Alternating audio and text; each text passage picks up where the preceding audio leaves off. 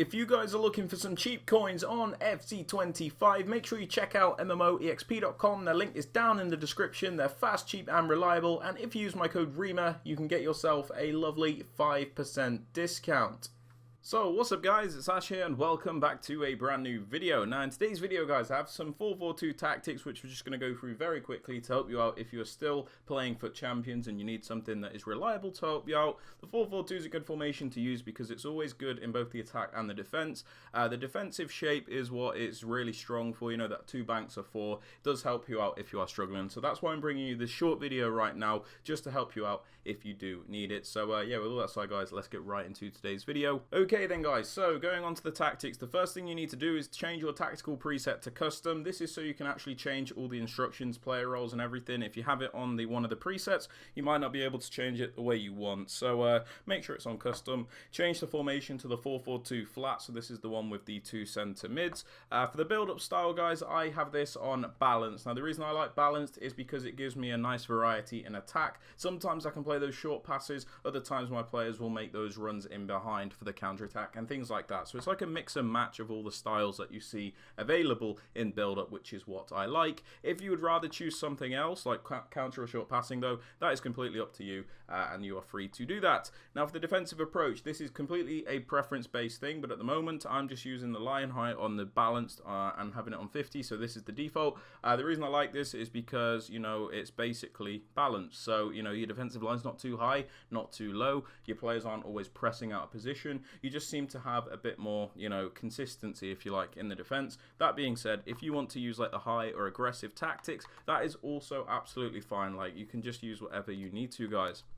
Now, moving on to the player roles, which is the most important part of the tactics, of course. Without the ball, this is what it looks like. It's just the base 4-4-2. One thing a lot of people still don't understand about tactics this year is whichever formation you're using to base your tactics around. So, for example, with us, it's the 4-4-2 flat. That is always the formation you'll defend in off the ball. So this is what it looks like off the ball. And then more importantly, what it looks like on the ball is a bit more like this. So let's go through why we use what we use real quick.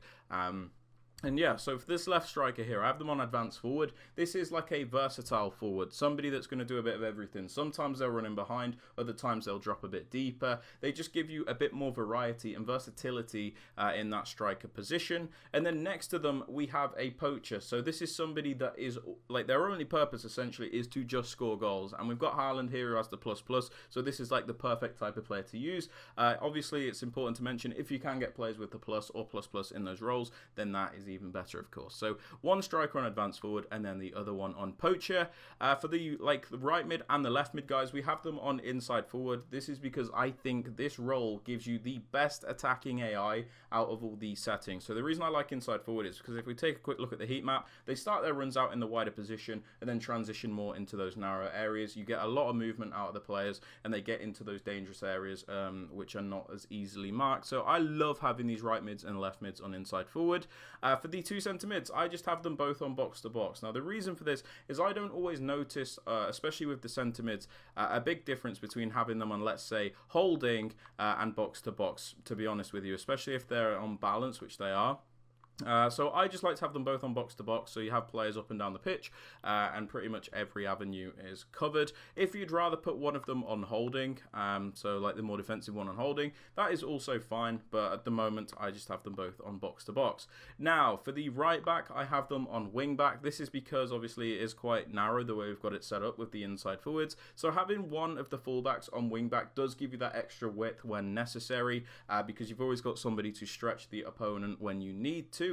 We just have them on the normal wing back role. Well, I do anyway because it's not as aggressive and they don't get caught out of position as much. If you have somebody that has like attacking wing back ++ though, so somebody like Mycon, this is also very useful because the time it takes them to track back is not as great, and they also offer you insane attacking AI going forward. So wing back or attacking wing back, depending on which one you're more comfortable with. And then for the left back, I just pop them on fullback. The reason we do this, fullback balance by the way, is because if we pop them on fullback and defend, there's not really anybody covering that space when we're on the ball on the left-hand side, so we've not got no switch of play, which is really annoying if somebody is like pressing you. So just having them on the balanced fullback role puts them in that wider position and makes it a bit easier to retain possession at all times.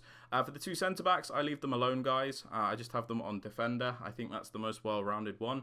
If you want to put them on, you know, ball-playing defender or stopper, then that's completely up to you, but I don't advise it personally. And then for the goalkeeper, I have them just on goalkeeper, but again, you can do sweeper keeper if you would like. But yeah, guys, they are my tactics and instructions for the 4-4-2. I hope you guys have enjoyed or found it useful. If you have, please be sure to drop this a like, sub to the channel if you're new, and don't forget to turn on those notifications. And yeah, with all that aside, guys, hope you have a great rest of your day, and I'll catch you all in the next video. Peace out, guys, and take care.